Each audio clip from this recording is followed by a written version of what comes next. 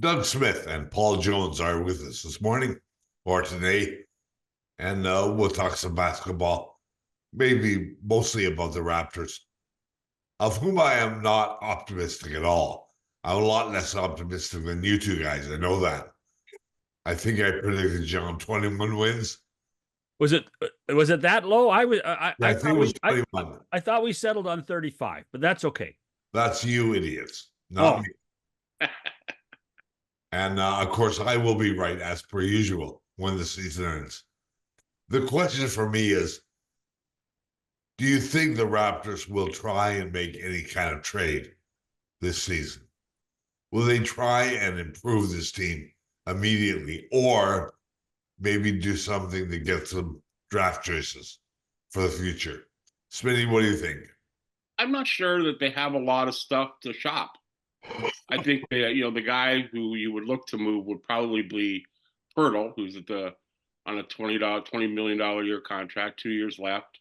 Might be interesting to some teams looking to make a move at midseason, but other than that, they got a lot of young guys that they're kind of locked into that I don't think a lot of teams would want, and two, I don't think would bring you a lot back. So I think you got, like I said, Pirtle could be a trade chip.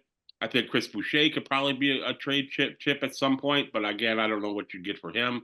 Not much. So I think you got what you got, with maybe some tinkering on the fringes. You wouldn't deal anybody in the core, right? No, I think you got to give them a year or two to figure out whether they are, and we don't know because you lost Barnes and Barrett for a quarter of the season last year. You don't know what they are, and I think you got to give them at least a chance to see whether they can do it. And I think a full year is probably a fair amount of time.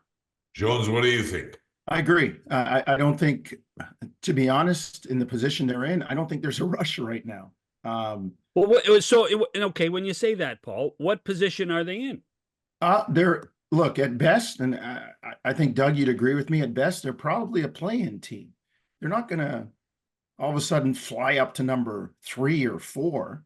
And I mean, I think you need to see what you have, and I think you need to see these young guys take some steps. Like there's, much to Bobcat's disagreement, I think you might have the basis of something with Quickly, Barrett, Barnes, Grady. You might, but it's kind of like that draft situation.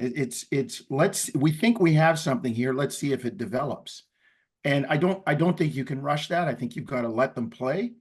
I mean, if that's going to happen, they need to come out of the gate with a decent record over the first 10, 12 games to instill some confidence. I just looked at the standings from last year, and a team like Orlando won 47 games. They were that young team last year, or not last season, the season before, that came out of the gate decently and faded, but they had some confidence and those kids developed, and then they took a jump. I think that's what the Raptors are looking at this year. So I don't know if I make a move. They're not that young. I want to see what I have. They're not that young. I would argue. By the way, I would argue that Orlando is much bigger than Toronto is, and that's why they made that huge jump. Size-wise, maybe, John. Yeah, but I'm just saying though, like in terms of the qualitative things, the things that you can't put a measure on. Confidence is huge. Games, let's look at this. At the beginning of the year last year, the Raptors beat the Western Conference finalists, Minnesota, in the first game. They played them at the end of the year. It wasn't even close. Teams evolve over the course of the year. Yes, the Raptors were beat up, but at the end of the year, a team has a certain confidence and swagger, and they know what they're capable of, whereas some teams are going into a game like, well, hey, we're just trying to hang in here. We're trying to maybe steal one. And you look at the two divergent paths of Toronto and Minnesota last year from game one. John, I do agree that Orlando had a longer physical, more apt NBA team. Yeah. But they grew over time, and that growth comes with confidence or from confidence. And I would like to see what these guys have, Bobcat, to your original question. Well, but before I my start to point make there any on your point is the Raptors at the beginning of the year were a completely different team.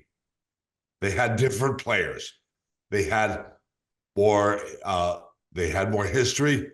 They had more veteran players. Yeah. And they played together for a fair number of years. So I think that was the real difference.